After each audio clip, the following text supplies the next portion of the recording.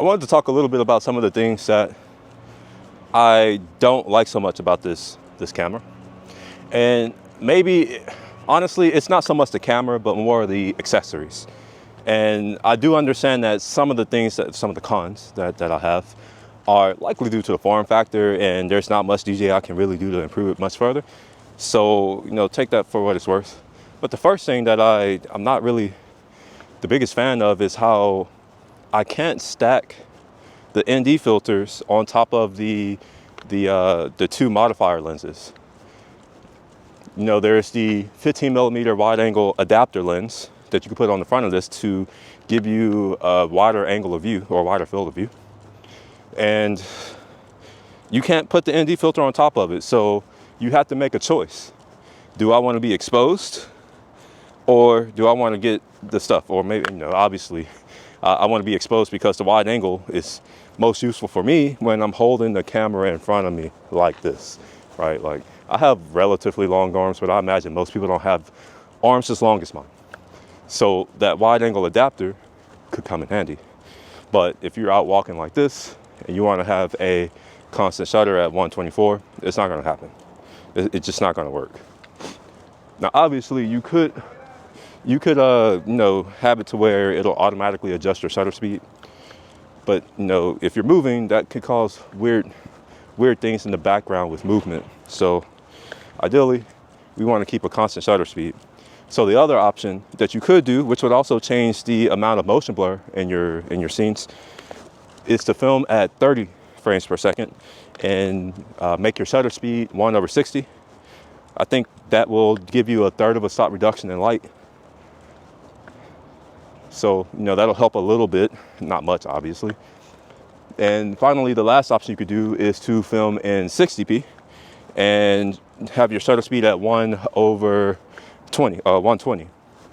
And if you do that, I want to say that that's a stop of reduction. So, if you don't have an ND filter, maybe you can just go around filming in 60p, which, to be honest, I don't think that's that great of a deal, because if you film in 60p on this camera, you can't film in D-Log, right? So it's going to default to the standard image profile.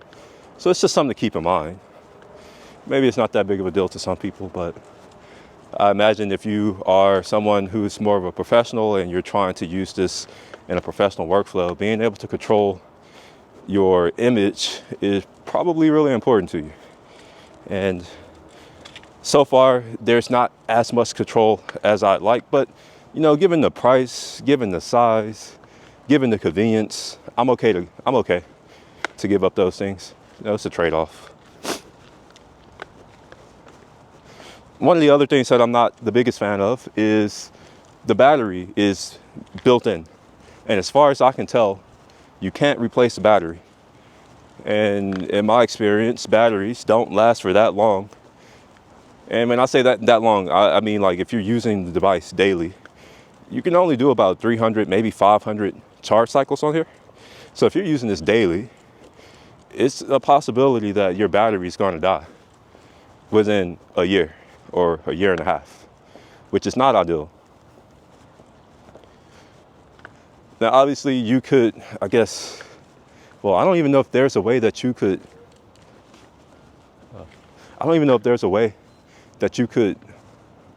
get around that, to be honest, because it's based on charge cycles and use. So, yeah, sure, you can only charge it to 80%, but I don't think these batteries are optimized like that to where you have to worry about filling them to 80 or 85%, but maybe you do. So it's just something to be mindful of. Now, what I don't know is whether or not this device will continue to work after the internal battery dies and you're using the battery grip. So what I mean by that is, let's say, for instance, my Sony a7S III. Technically, you can power that thing over USB-C power delivery. Now, my Sony is on my desk. It's plugged into USB-C with power delivery. However, if I don't put a battery in that has power and I try to turn on the camera, it won't turn on. I have to put a battery that has sufficient charge before the camera will turn on. And then once it turns on, it'll show that it's being powered from USB, but I still need that battery. So I'm curious to know if that's the case on this camera. Will it need to have a battery that is capable of holding the charge for me to continue to use it? Or once the internal battery dies, can I just use the battery grip? And obviously, you know, the camera will get a little bit bigger and a little bit heavier, but at least I can still use it, right? So it's like, yeah, I don't really know how they're going to support this thing. I wouldn't want to have to send it back, you know, back to them just to get a battery replacement. That's kind of a waste of, well, it's not only a waste of time, my time specifically, but it's a waste of money and resources. Not just, you know, due to the fact that I would have to pay. I don't really care that much, even though it would be overpriced. I'm thinking more of, it's going to probably have to be flown to a service center, and people are going to have to spend time and effort to work on it along with parts, and they're going to have to send that back. That's a lot of effort for a battery when they could have designed this product to have a removable battery. I don't know why they didn't do that. This device isn't water resistant as far as I know. It's not waterproof as far as I know.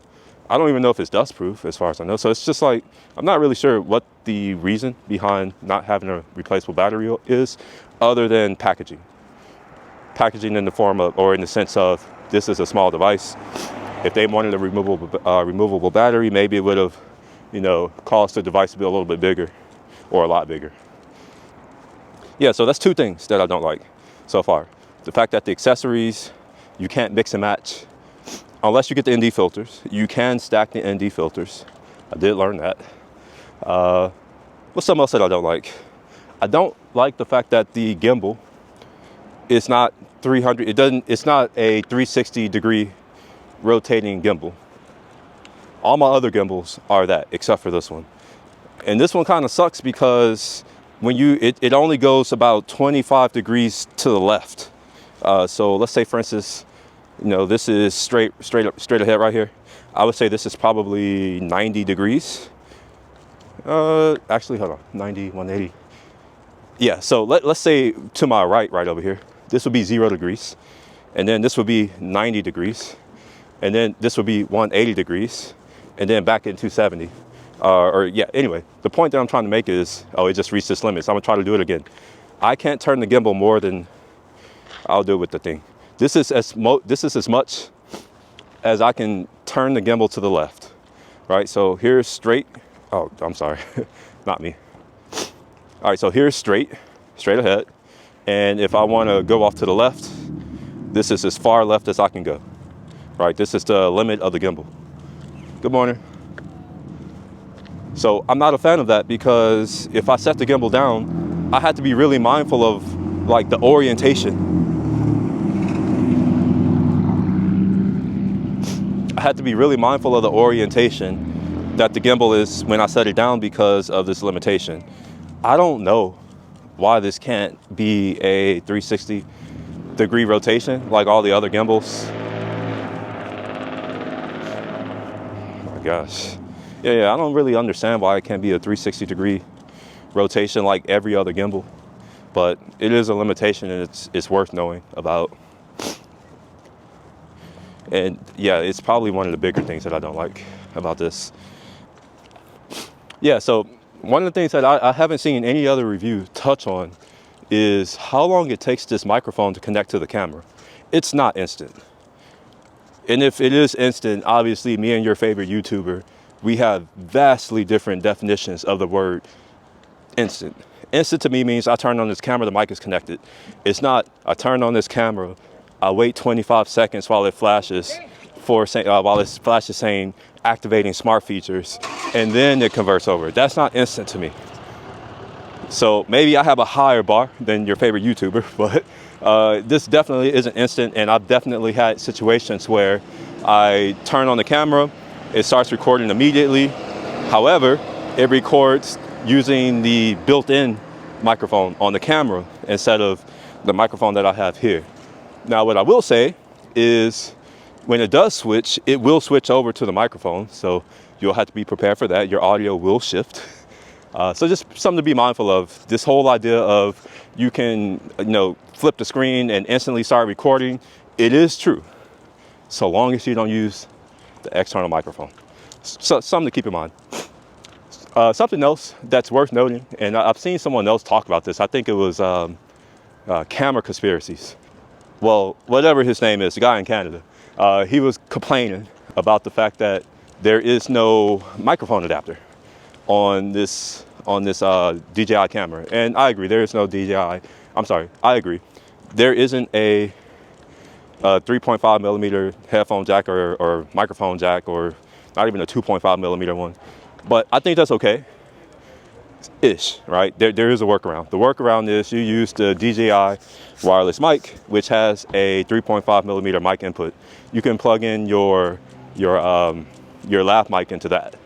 And if you have one of those higher end mics, you just plug it in and you'll get 32-bit audio and it'll sound amazing. I've tested it with one of my mics up in my place and it worked out quite well.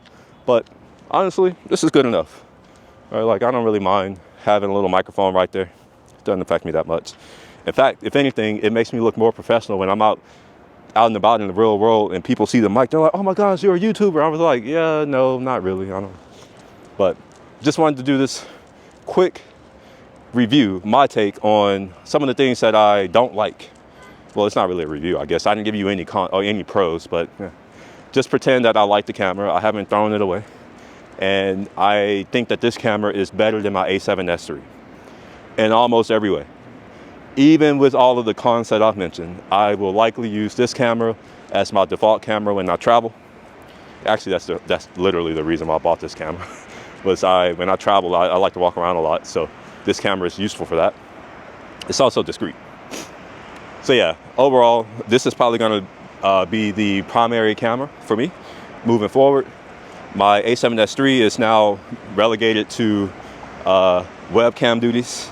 My A7 IV is currently my hybrid photo video camera, and my Fuji X100V is my primary camera. The X-T5 is going to get sent back, and maybe one day, Sony will release the A1 Mark II. I'm going to buy that, get rid of the Sony A7S III and the A7 IV, have one camera, and then we'll have a 2-camera setup. We'll have this DJI for most of the stuff, and then I'll have the Sony for things that I want to look amazing. I will say that even though the image on this looks really, really good, it's not Sony level.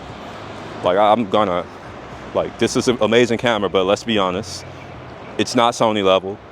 And the only reason why it's a replacement for Sony level stuff is because most of you who watch these videos aren't going to be watching in 4K. You're probably going to be watching in 1080p, and you're likely going to be watching on a small phone screen. So the bit rate that the Sony is capable of recording in, it's not that important.